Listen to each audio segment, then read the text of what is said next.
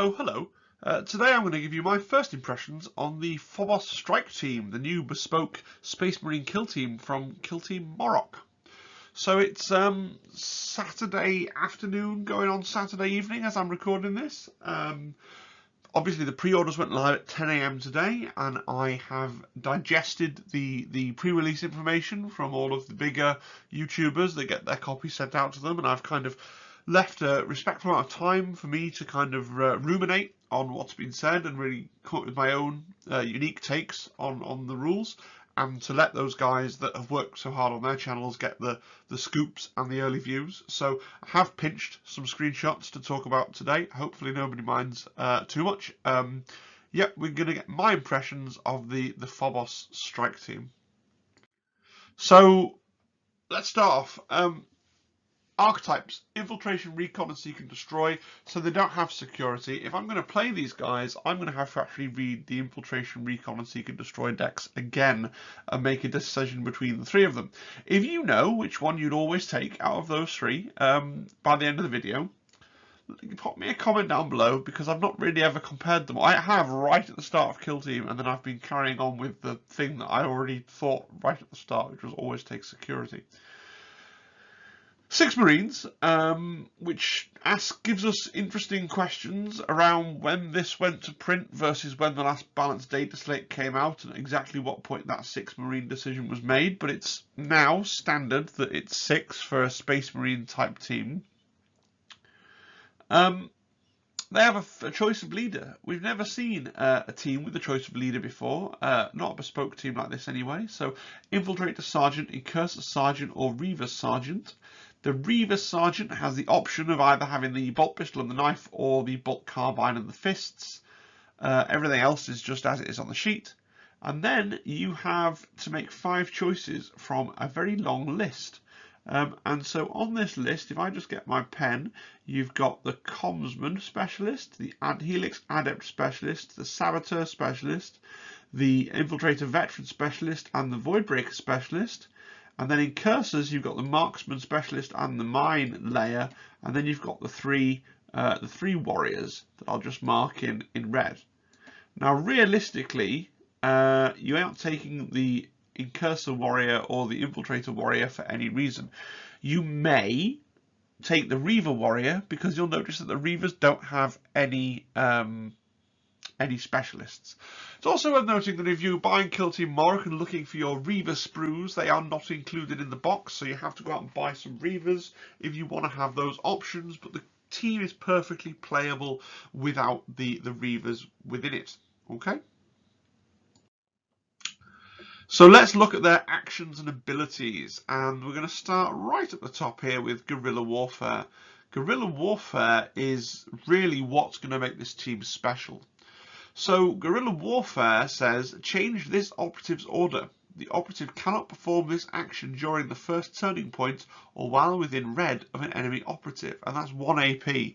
And you're a 3 APL team, remember, so you're usually going to be able to find the AP to put yourself back onto a conceal if that's what you want to do. I think that's a really powerful ability. It's a real key ability. It's going to take some time to use properly, but very much the theme of this team is going to be sort of taking pot shots from the shadows, trying to stay in cover and stay concealed for as long as possible.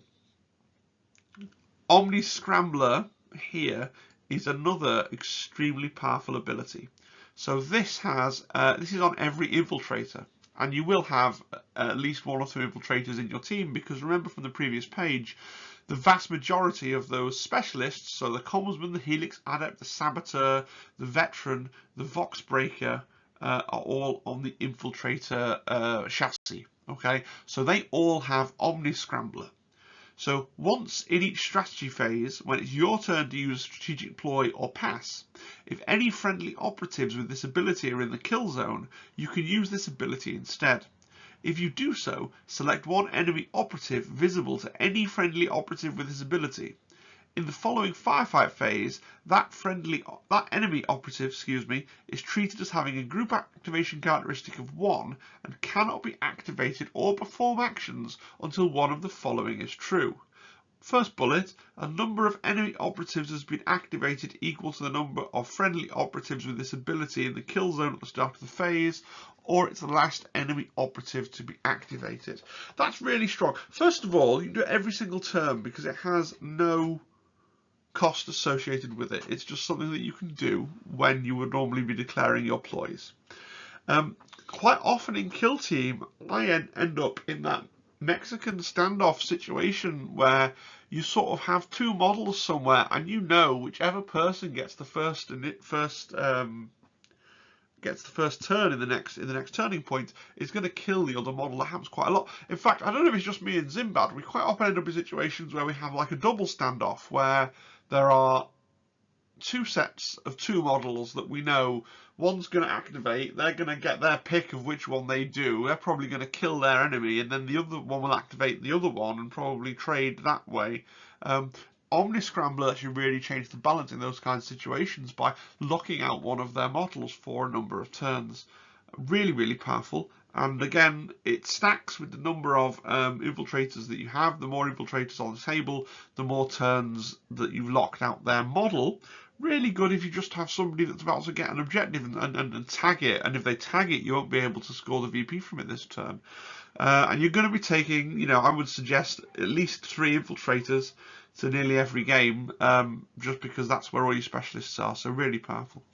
We'll move on to multi-spectrum array. So this is a bit less exciting. When determining if an intended target is in this operative's line of sight, for the intended target to be obscured, it must be more than 2 white instead of 1 white from a point at which a cover line crosses a terrain feature that is obscuring. So it widens that danger zone where you are. At the moment in Kill Team, there is a danger zone behind heavy terrain where if you're not within 1 inch, you're not in cover. But if you're not outside of a white circle, then you're not obscured by either, which is a place where I often stand by accident because I'm not very good at this game. With these guys on the scene, it just widens that danger zone considerably. Now, this is a pretty good buff. It doesn't stack in any way, so it's a good, even if you've just taken the Incursor Marksman, which was the one that we did a whole video on the other day because Warcom spoiled it. Even if you're just taking the Incursor Marksman, it's a pretty good buff on the Incursor Marksman, and again, you pay nothing for that. Okay, that's just something that they get for free. Saboteurs. So this is a deeply weird thing that won't make sense to you until right at the end of the video when we talk about the Tac Ops. Essentially, certain things are flagged as saboteurs. No, sorry. When you take the Tac Ops, everyone can perform the Saboteur action while within black of one of your Saboteur tokens. So your Tac Op, as you take it, is going to place Saboteur tokens down on the table. If you're a Saboteur or a Minelayer operative, then you can't perform the action in engagement range of an enemy operative. 2 of your particular specialists, that is to say the Saboteur and the Minelayer, can perform it even in engagement range of an enemy operative. Finally, we've got Terror here, which is the Reaver special ability. So they have to spend an action point to turn on their ability, unfortunately. Until the end of the turning point, it's the same as it was in the compendium. Until the end of the turning point, each time an enemy operative will perform a mission action or the pickup action, if any friendly operatives that perform this action during this turning point are within blue of that enemy operative, 1 additional action point must be subtracted for that enemy operative to perform the action, and when determining control of an objective marker, for any friendly operatives that perform this action during this turning point that are within range of, treat enemy operatives total APL as being 1 less. This is not a modifier. Really powerful objective play from the Reavers there. It's a shame you have to turn it on with an AP, but you've got 3 AP. Okay. I think it makes Reavers worth taking because there are times, especially when that just you pipping them to the objective, especially if you're playing against another 3 APL team, really helpful to take one of their APL away. So let's have a look at the 3 leaders because this is a complex choice. All the leaders have something in common, and it's this strategize here. You can see it on all 3 of them. I'll highlight it for you. They all have the really good ability strategize. So for 1 action point, you gain a command point. the operative can't perform this action while within red of an enemy operative. So it's kind of a throwback to Kill Team 2018. You wanted to hide your leader away so you can generate an extra command point every turn. But this is what makes it a difficult choice. The Infiltrator Sergeant and the Incursor Sergeant are the most suited to that role of hiding away at the back, because they have good guns, right? They're hitting on 2s, 3-4 lethal 5 up, or hitting on 2s, 3-4 no cover, and remember they've got multi-spectrum, these ones. So you've got decent shootists here. But the Reaver Sergeant with his terror ability brings something to the table that the others don't. And remember, if you don't take the Reaver Sergeant and you otherwise want to include a Reaver, you're locking yourself. The opportunity cost then is not taking one of the specialists. So I'm not sure what the right answer to this problem is, because the Reaver Sergeant is the most interesting, but because you want to get him up close and personal with people in combat or getting within blue of them and objectives, sometimes he's going to put himself in a position where he's within red of an enemy operative, and therefore you can't do your strategize. So the question becomes, does your team overall become stronger if perhaps you're only getting your extra CP? Certainly you'll get it on turn 1. You may get it a second time during the game, but you've got this Reaver Sergeant who's probably more powerful and has his extra utility, and you've not had to take away one of the other specialists to take a Reaver Warrior. I don't know. I think that's the kind of question that's only answered with playtesting and experimentation. But it's certainly an interesting question. It is an interesting question, because the Reavers are really quite a good, 4-5 is a good profile. Yeah, we know there's no AP, but still 4-5, and this guy's hitting on 2s as well. Another benefit he has over the normal warrior. But it's just negative synergy with this, so I don't know. Out of these two, I think I would always take the Infiltrator Sergeant in preference to the Incursor Sergeant, because I just think the Infiltrator Sergeant's his gun is better. I think with lethal 5, I prefer lethal 5 up to no cover and the ignoring of and the slightly harder time with enemies being obscured. And don't forget the Omni Scrambler again, with him hiding out somewhere, shooting with his gun, doing his strategize for 1 AP, it means that you're always going to have a guy with an Omni Scrambler on the field, so you're going to get that +1 turn lockout for the whole game. So yeah, I think the Infiltrator wins down. The Infiltrator Sergeant for me wins over the Incursor Sergeant, but the Infiltrator Sergeant versus the Reaver Sergeant I think is an open question. Briefly, we'll look at the Warriors. So the Warriors are pointless apart from potentially the Reaver. But we'll talk about them quickly just so that you know what's common to all the different cards. So they all have the same stat block, so it's as you'd expect, 3-3-1, 3-3-12. The Incursors are armed with an Oculus Bolt Carbine, 4-3 up, 3-4 no cover, whereas the Infiltrator Warriors are armed with a Marksman Bolt Carbine, which instead of no cover exchanges lethal 5 up, which makes it better.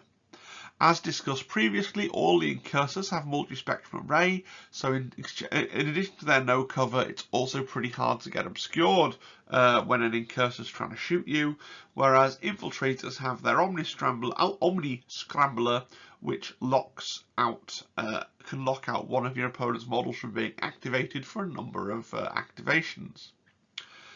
Going up against them, you've got the Reaver. So the Reaver Warrior you might take because there are no Reaver specialists. So apart from the Sergeant, this is the only other source that you have of that terror action.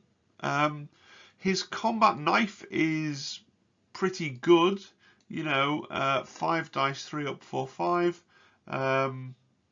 The Incursor is slightly better in combat than the Infiltrator. Now that I look at it, he's got 3-5 as well, but only 4 dice. The Reaver is the best in combat with the 5 dice, although number of dice aren't always the most important thing in combat. Although it does help you to get more likely to get a crit, right?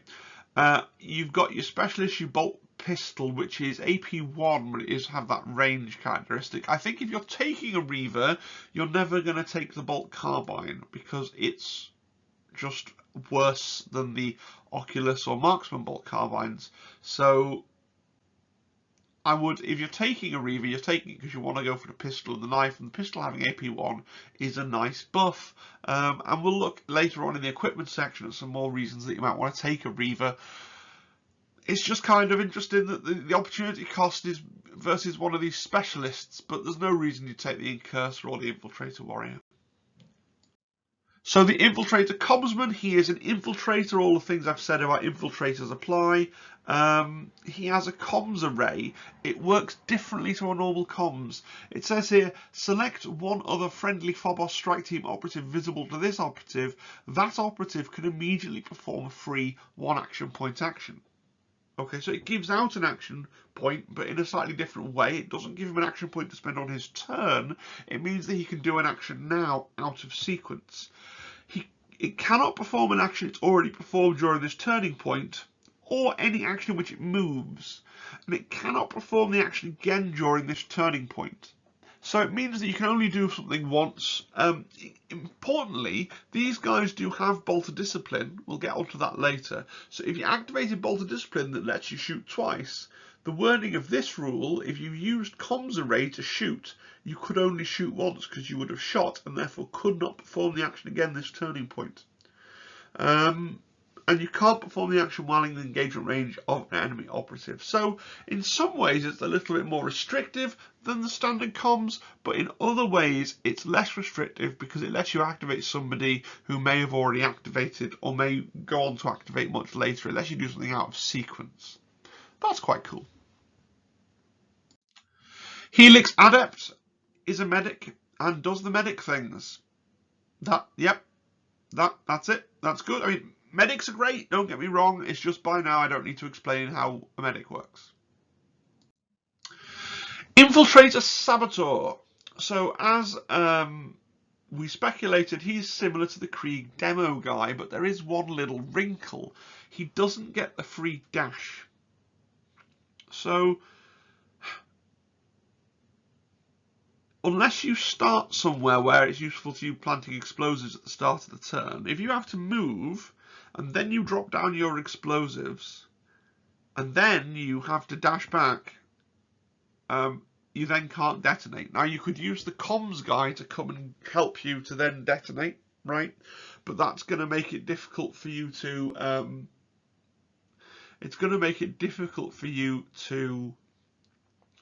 get it down and get it exploded in one turn, because they're going to be able to move that person out the way if they haven't activated yet.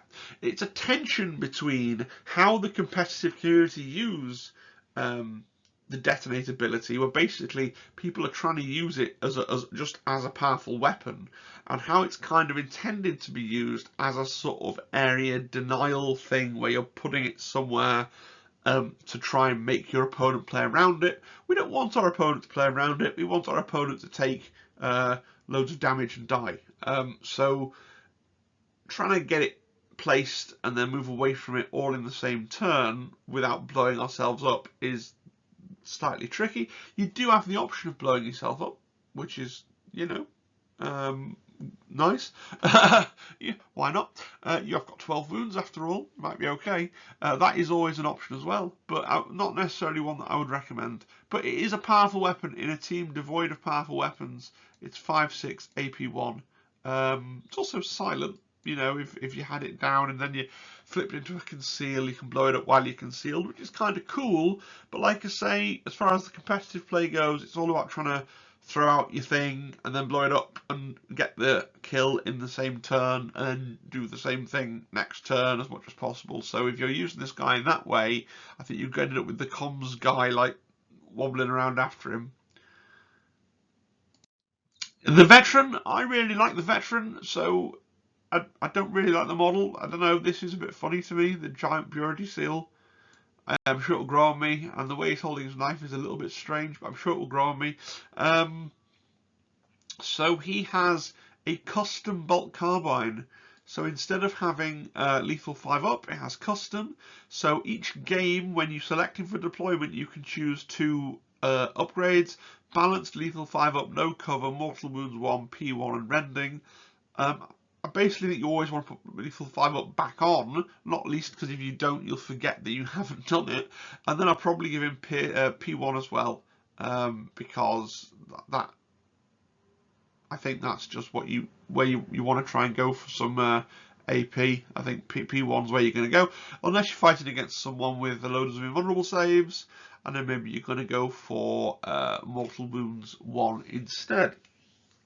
Lethal 5-up and mortal wounds 1. But I probably prefer the P1. I'm sure somebody will do maths with the spreadsheet and tell me that I'm wrong and that mortal wounds 1 is always better, but my feeling is it's P1 and lethal 5-up most of the time.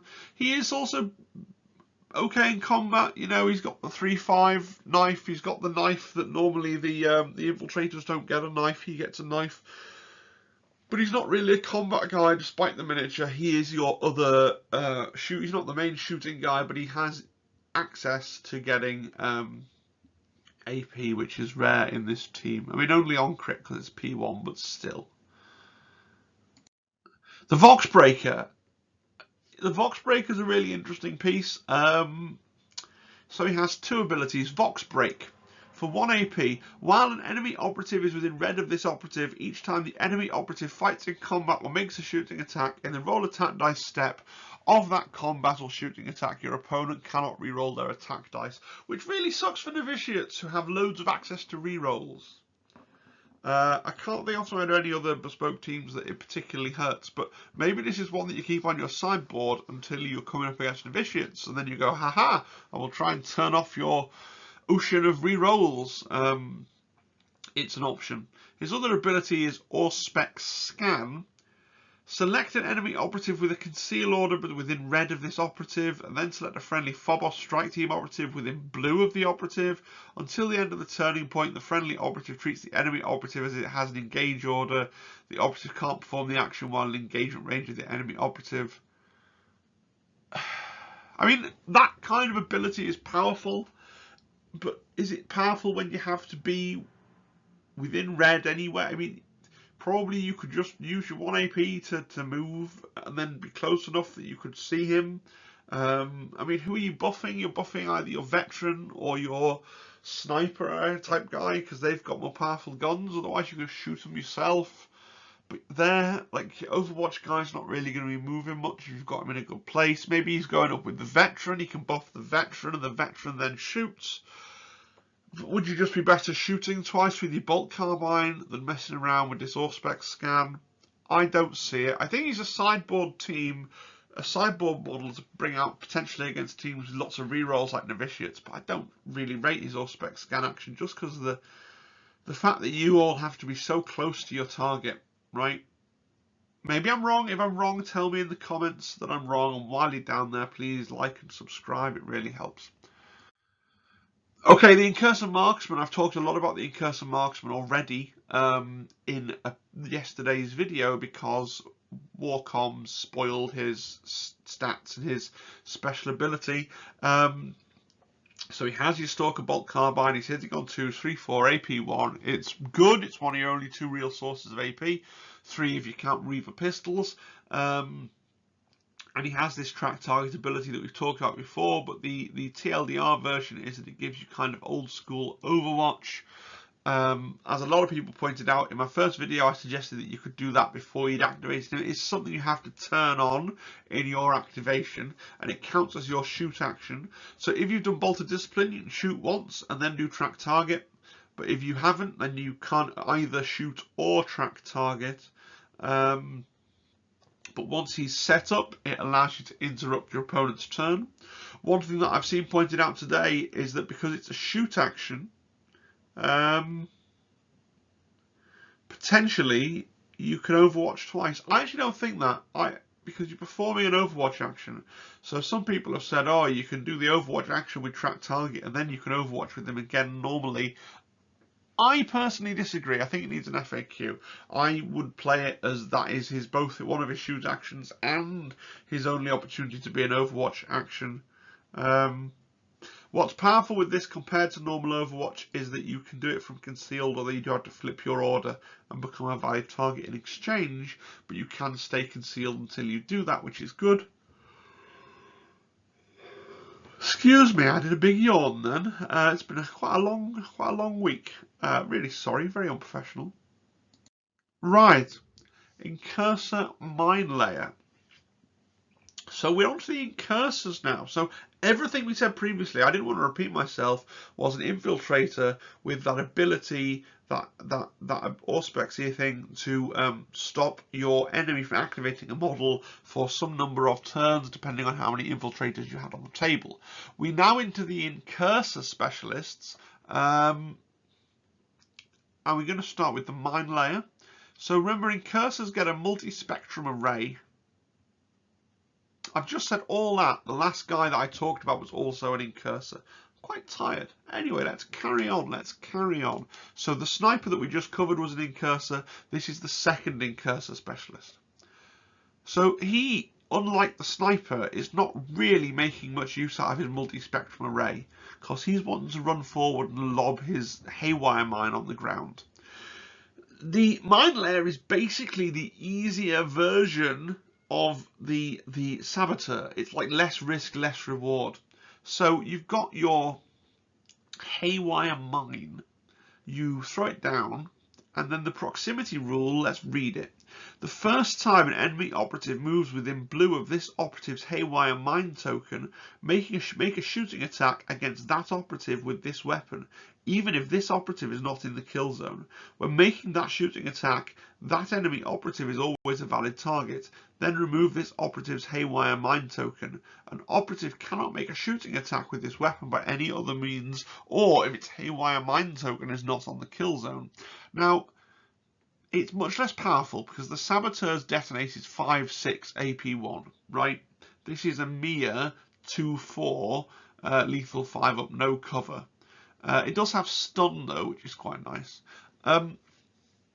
One thing that is obvious to me, but I haven't seen on any of the other videos, detonate on the Saboteur specifically says each operative. It's like the Krieg detonate. Proximity says when an enemy operative moves within blue, make a shooting attack against that operative. This does not have, counterintuitively, there are no rules here that make me think that it has any kind of blast.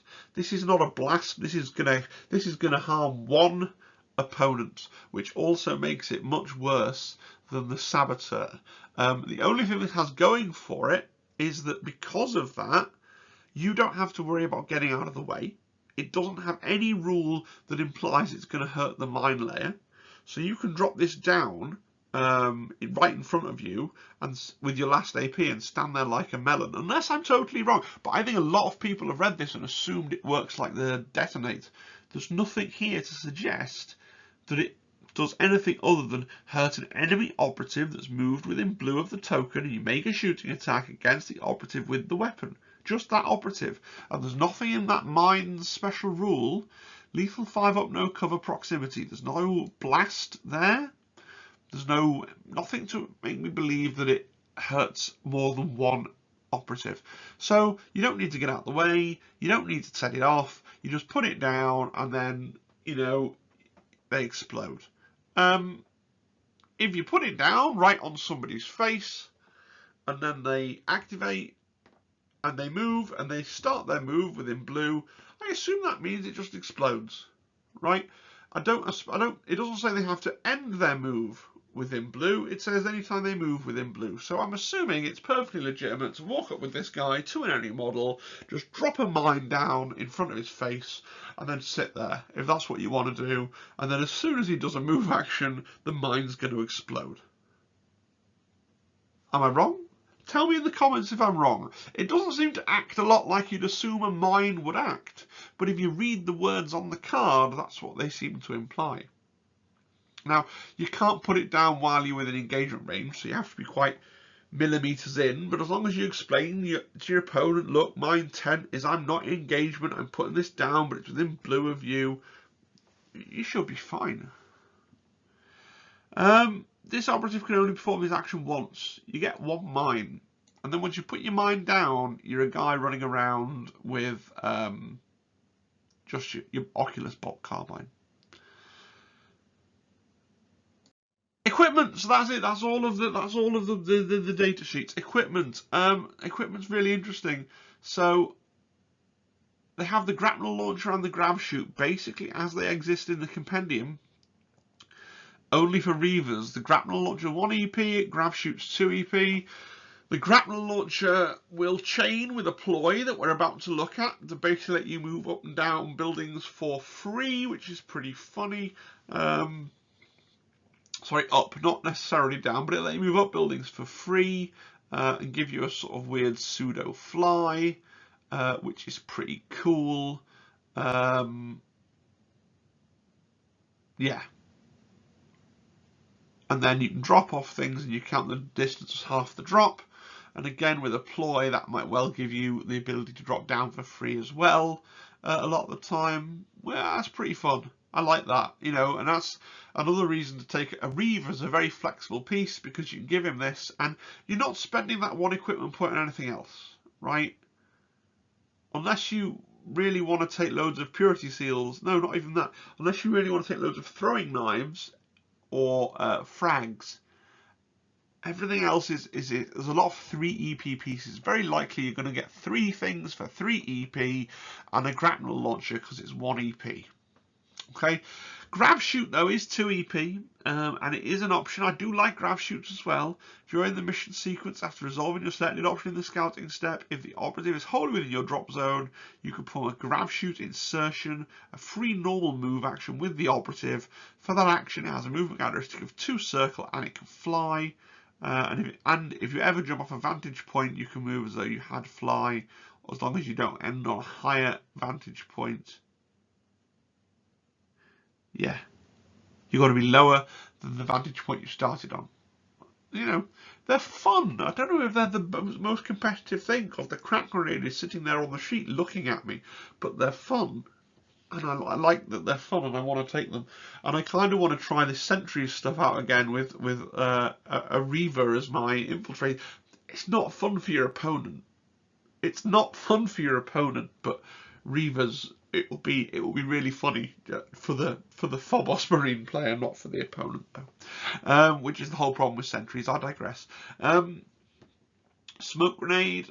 Again, I think we've seen this before. It's 3 equipment points, same as a crack. I keep mentioning it, but yeah. And it lets you put out a smoke token on a point within red, and it creates an area of smoke with a radius of white and unlimited upward height. Measures from the centre of the token. Until the end of the turning point, an operative is not visible if a cover line is drawn through it and crosses an area of smoke. The operative can only perform the action once, can't perform it in engagement range. And remember that your Incursors can shoot through smoke as well, which is funny. So you easily set up some non-reciprocal shooting combinations by running forward and dropping down smoke, and then having your Incursor Marksman on Overwatch able to shoot people through the smoke and things like that. Shock grenades. Select 1 point in the kill zone within red. So it's 3 EP again, same as a crack. Select 1 point in the kill zone within red of the operative. Roll 1d6 for each operative within white of that point, subtracting 1 from the result if the operative is not visible to this operative on a 4-up. Subtract 1 from the operative's APL. This operative can only perform the action. What I mean? Oh. Ow. No. Like, guys.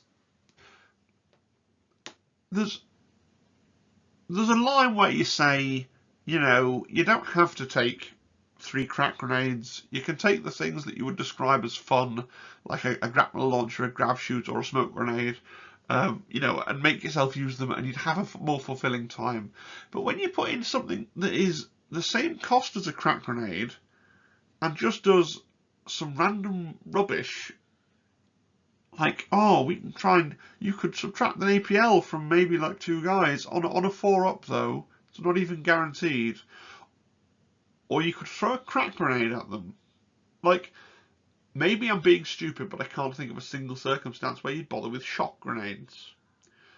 Frag grenades, yep, if you're against a really hardy team like Guard or Novitiates even, or you know, the bloodied I believe in frag grenades. There are some people that take crack grenades. I actually don't think crack grenades are as good as people say. I will always take a crack grenade against an elite team, because you need them. You need them. You need the 4 or 5 damage to crack through with the AP1 to get through the elite team. But if I'm playing against a big team, a 10 model plus team, I'm not necessarily going to take crack grenades. I'm going to look to take frag grenades because I want to look to get some damage on with that blast and to kill hopefully a couple of guys at the same time. Or maybe I'm the only person that thinks that way, but I do see frag grenades as being serving a purpose depending on what you're fighting against. Throwing knives. The operative is equipped with a following range weapon. So this is an interesting one. It's 4 damage, 4 dice, BS3, 2/5 damage. So you're really you're trying to fish for the criticals. Swingy weapon. You only get 1. It is silent. It's kind of fun, but it's just very niche. If it was 1 EP, you might take it. If it was 1 EP, you might take it, but I don't think anyone's going to take it for 2 EP. Do you know what I mean? If it was 1 EP, you take 3 crack grenades and they go, oh lol, I'll give this guy a throwing knife to see if it does anything. 3 EP for the Purity Seal that you can use to get a free command reroll. I mean, this was a good piece of equipment in the compendium. I think in the context of the bespoke team landscape, you're never going to pay 3 EP for this, especially since you've got your sergeant giving you an extra command point every turn anyway. I don't see the point in the Purity Seal. So, cracks, yes. Frags, yes. Funny Reaver things, yes. Smoke grenades, yes. Throwing knives, probably not. Purity Seals, definitely not. Shot grenades, definitely not from me. Ploys. Bolt of Discipline is still in. Shock Assault is still in. Vanguard. So this is what I was talking about with you know, the synergy with the ropes the Reavers can have. So you turn it on and you can ignore the first circle from a climb, drop or traverse. So you can traverse for free. Anyway, you can traverse over barriers and pipes and things without worrying about it. And you can drop down from Octarius sized buildings for free. And if you have the grapple hooks, you can climb for free as well, basically.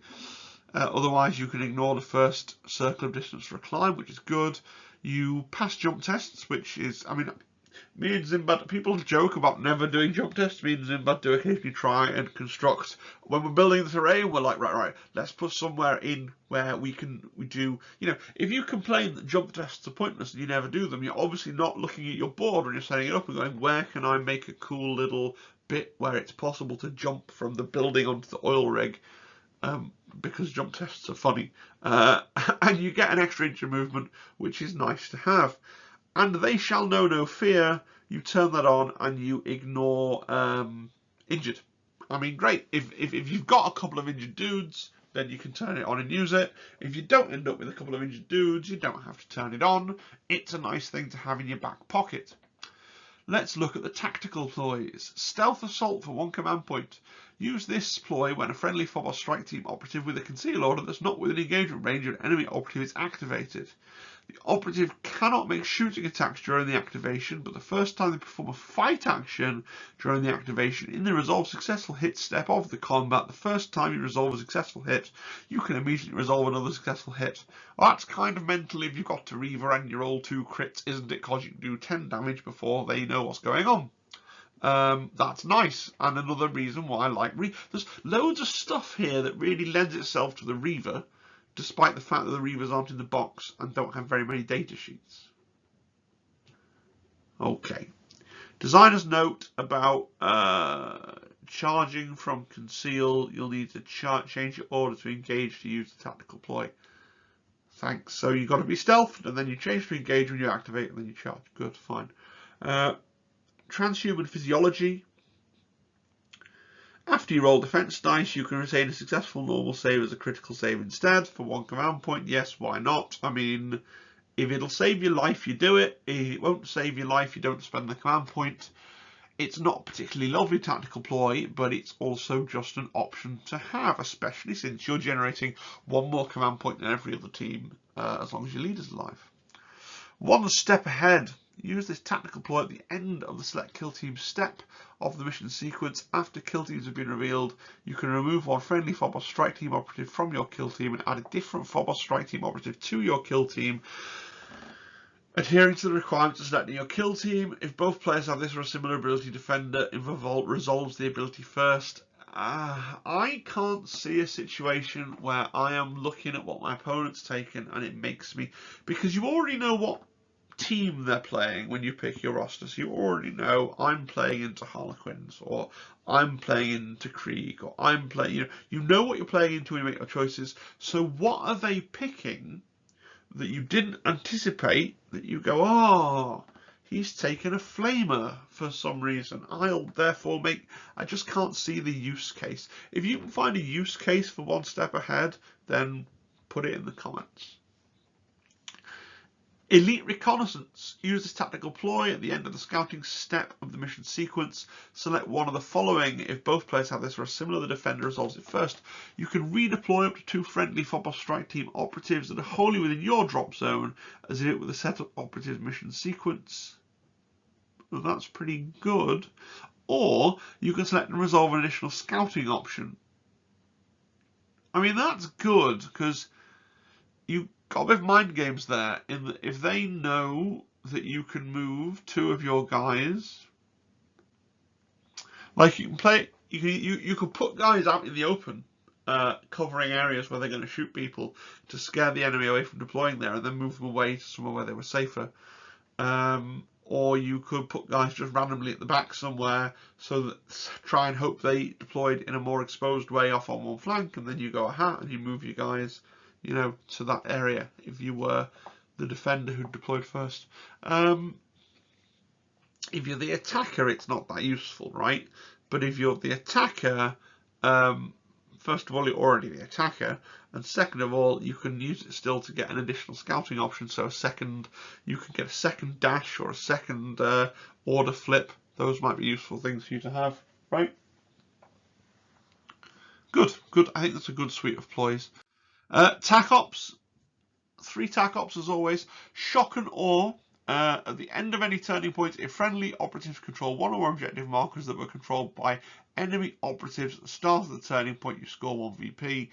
If you achieve it in a subsequent turning point, score 1 VP. I think you have to take that, don't you? Because if you're not exchanging control of objective markers that your opponents had at some point in the game, then you're not winning the game. And so it's one of those things where if you're playing a reasonable game on the primaries, you're going to get shock and awe by accident. And if you're getting thwarted on the primaries, then no amount of easy scoreable Tac Ops are going to save your bacon. Saboteurs. Phobos Strike Team. Reveal this Tac Op in the target reveal step of the first turning point, starting with your opponent. Alternate placing one of your Saboteur tokens in the kill zone until 3 have been placed. So you're going to place 1, the opponent's going to place 2. Each time a player places a Saboteur token, it must be touching a terrain feature more than blue from the kill zone edges, more than red from your drop zone, and each of your other Saboteur tokens, it must not be on a vantage point. So, on the one hand, I kind of hate anything that gives your opponent the ability to control where you've got to go. On the other hand, it's fair to say that if you look at it, there's probably very limited numbers of places that you can place those things down. But even so, I just think there are easier things to do than stress out about this funny little mini game, which then also encourages you to take both the Minelayer and the Saboteur, so they've got a benefit to try and do the... It's narrative and it's interesting, but I think ultimately it's best ignored. Guerrilla Tactics. Reveal it in the Tac Ops step of any turning point. At the end of any turning point, if more enemy operatives are incapacitated than friendly operatives during the turning point, and more than half your operatives have a conceal order, you score a VP, and then you get a second VP. Bearing in mind you've got the ability to flip back onto the conceal order, so that's not as difficult as it sounds, and that you're an elite team, so if you're playing into a big team, it should be pretty easy to score because you hope that there are going to be 2 turns where you kill more of them than they kill of you, because their guys are little 7 wound whatsits with 5 up saves, and your guys are mighty Imperial Space Marines who should be able to stay alive because they can give themselves conceal all the time. So I think guerrilla tactics and shock and awe, if you aren't achieving them in your game, you weren't going to win the game anyway, so therefore you may as well take them. I think saboteurs is a big headache, and you can probably find something else to take. That's it, final thoughts. I'm excited to play these. I don't think that they're the most powerful thing. I don't think they're going to shake up the meta, but that's good. We don't want to be in a codex creep situation where every team that comes out stands head and shoulders above whatever's already come out. I think they have play. I don't know if I'll take them to Warhammer World in June. I'm still on the fence. It'll either be Phobos, Plague Marines, or Novitiates. It depends if I get the Phobos painted. On the topic of getting the Phobos painted, I have bought a box of Reavers, so I've built 5 Reavers. I've built them with the grapnel launchers and the little jetpack fins, and I've got them built and undercoated now, so I'm going to be painting those probably a bit tonight. I'll be painting on both of the live streams. I'm doing a live stream on Tuesday and Thursday. They're going to go on a bit later as well, those live streams, because I'm on my half-term holiday this week, so I'm going to get some beers in, and then we're going to stay up a little bit later, paint, chat, and have some drinks. So they should be really good. Look out for those on Tuesdays and Thursdays, starting at 7 o'clock. That's right, isn't it? And then going on a bit past 10, I think. Maybe more like 11, half 11. We'll see. We will see. I really like the Phobos. Like I said, I think they're fun and thematic. Moroch, if you haven't bought it, at least when I started recording this, it was still in stock at Element Games. If you were going to buy it anyway, please go down and click the link and buy it from Element Games. I get like a $5 for every copy of Moroch that somebody buys from my link, because it's a bit ridiculous. So that's a way of really helping me out and helping me pay off some of the money that I've spent on the streaming setup here, without you actually having to give me any money, because Element Games are giving me the money, because you were going to buy Moroch anyway, but you're just buying it from Element rather than buying it from Games Workshop, and everybody wins in that situation, even Games Workshop, because they've already sold the Moroch boxes to Element Games. So I'm winning, Element Games is winning, you are winning because you're paying less, Games Workshop is winning because they're selling the plastic anyway. Yes, it's a not a trifecta of winning. It is a quadrangle of a quadruped. 4 people are winning if you buy things from Element Games using my link. Yes, good. I hope you enjoyed the video. If you did, and I already said subscribe, but I'll say it again because subscription is really important. And like, but don't click the bell because it's really annoying. Yes, and I'll see you again next time. Cheerio, folks.